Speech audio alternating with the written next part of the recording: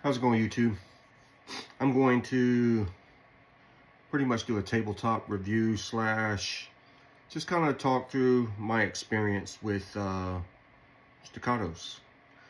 So, of course, every gun guy has heard of Staccato, formerly STI.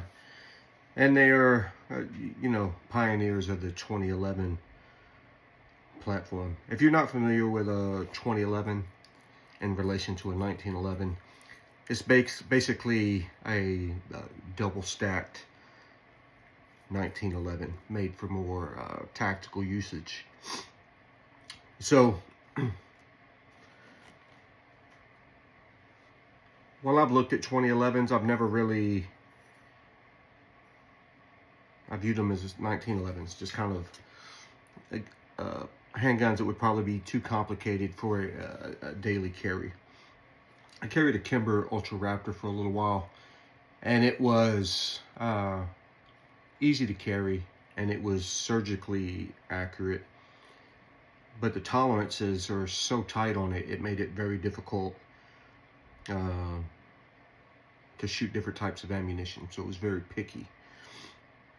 And when I look at a tactical weapon, an EDC weapon, it needs to be something that I can feed it almost anything.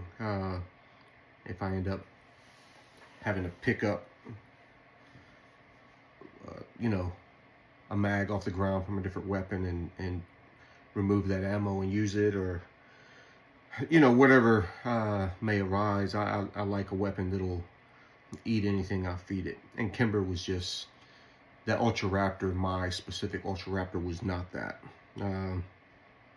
So I kind of dismiss 1911s as a EDC. And then Staccato, early on, STI, there were more competition format weapons. And then they started making weapons tailored toward duty, something a PD, police department, or agencies would carry. And still, I view those things as that's a lot of red tape. A lot of PDs, they're like the military. They require different criteria in order to qualify. So the gun manufacturers, the same as a car, when you're trying to meet emissions testings and things like that, you do things to a weapon that's not necessarily useful in order to meet those regulations. And, so I stayed kind of dismissive of the whole 2011 platform. And I'll be honest with you, I did not know the location of Staccato. But it turns out, come to find out, that they're only about 20 minutes up the road from me in Florence. I'm right here in Salado. So it's a pretty quick drive. So once I heard that, I was like, it'd be nice to own one. And then maybe if I have any trouble or anything with it, the manufacturer's just right up the road. And plus, they just built that Staccato Ranch recently. A very nice range. And I heard a lot of great things about Staccato. But they're very expensive weapons. For CS, the base price on these things are around $2,500, and by the time you pay taxes and all that, you're into it for close to $3,000. And most of the Staccatos, even the P, is around that price range. So it's kind of a leap when you can buy a Glock, even the X, for a little over $600. For that price, you could buy 4 of those. This is a custom shop SIG, but still, this was $1,000. So you could buy 2 of these in a Glock, or a regular 365 or 320 or whatever you're into, for the price of one Staccato. And so you gotta really want the Staccato, or the Staccato's got to be worth it in terms of shooting. And so I started doing a lot of research on it, you know, watching a lot of videos, listening to people's opinions. I've got a buddy who carries one, and heard a lot of great things. Of course, there's haters out there, but for the most part, people love them. And I try to filter through the fact that once you've spent this much money on a handgun, you're going to want to love it anyway. But after all of that, you know, looking around, and I actually found this CS just right up the road from me, never fired, that I got it for around $2,100, if I remember correctly. And it was just a base CS, no tactical sights, no RMR, nothing, but $2,100. It's a savings of like $1,000 over what I would have paid for one new with taxes and everything. So I went ahead and picked it up. And I ordered the RMR, and then after some research after that, realized that you need a mounting plate for the RMR. So I went with Dawson Precision, which is just right around the corner from Staccato. So I went there personally and picked up that mounting plate, and then got the sights from them as well. And so I brought it home and I installed everything. I used my Mantis X to kind of zero it in, even though you can probably get pretty close just by co-witnessing the sights. And took it out to the range. And so I put 2 mags through it at about 20 yards, 20 feet, around 7 yards, 21 feet. And man, she shoots like a laser. Groupings were super tight, shot super flat. You know, I was really, really impressed with how well it shot. But I got through 2 mags and I took a picture of the target because I was so impressed with it, and how well it shot. Super happy. Shot a 3rd mag. It did great. And then I got to the 4th mag, and as I'm shooting, I get down to that last round, and well, a few rounds left, but the last round that fired, and then the next round wouldn't feed.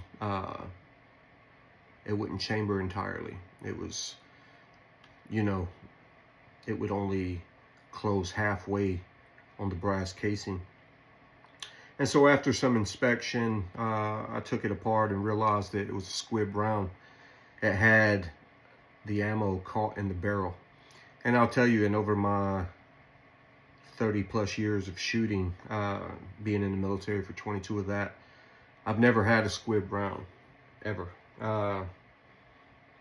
And so it made me, you know, 95% of the time it's a ammo issue.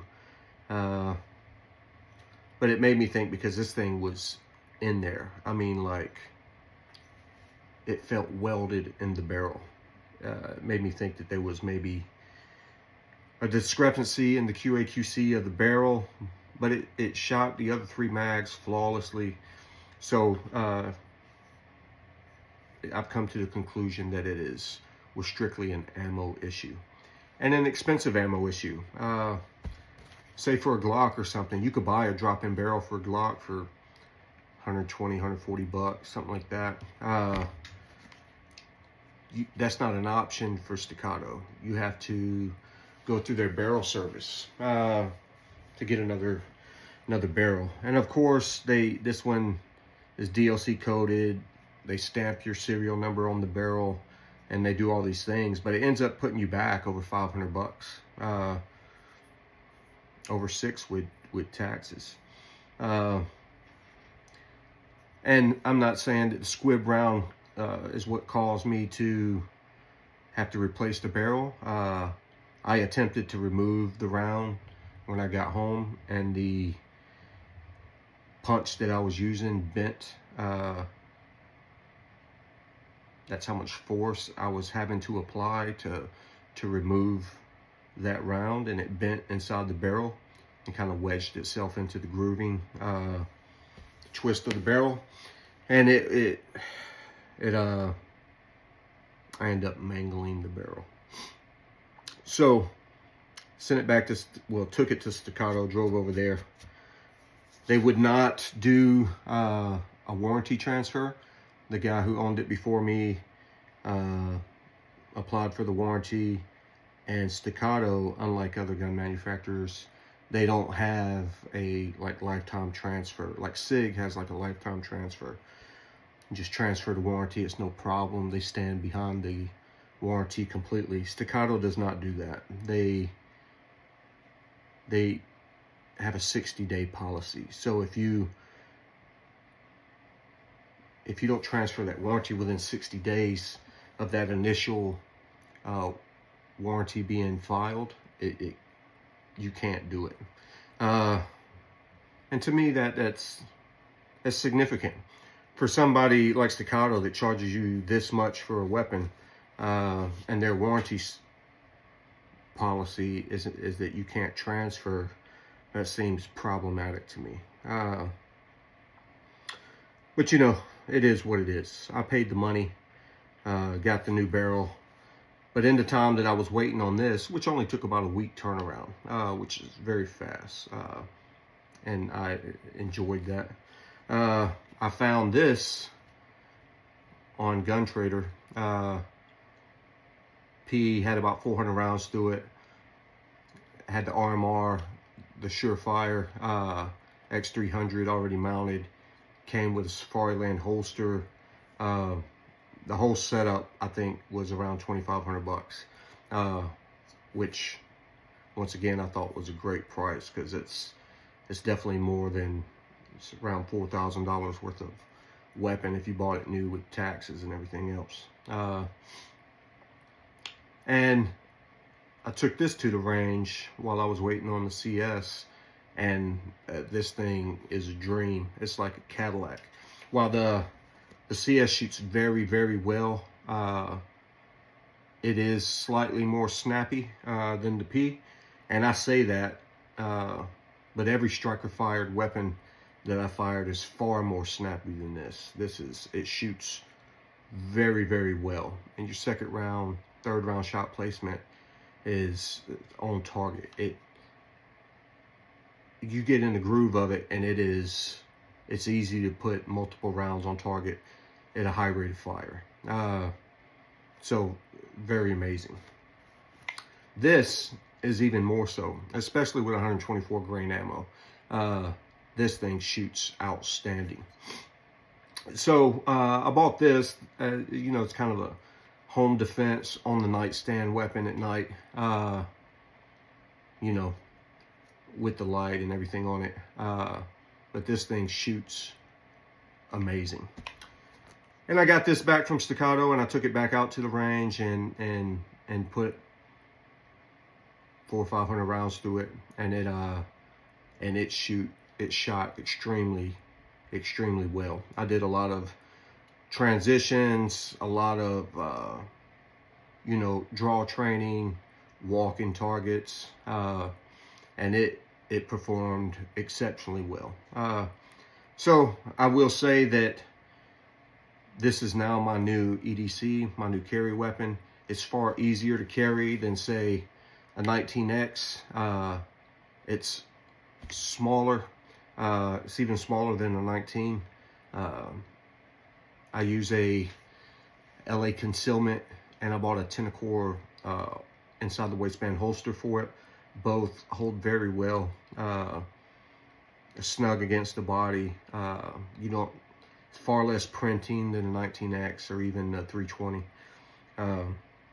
So yeah, I'll say that while there was a hiccup with the ammo, I don't blame the weapon for that. My only real complaint is Staccato's warranty. It seems unreal that you would pay this much for a weapon, one that they take so much pride in, and them not having a transferable warranty. And maybe other weapons don't do that. I haven't had a lot of problems with weapons that I require warranty work on. But 2011s are far more complex than Glock, a SIG, HK.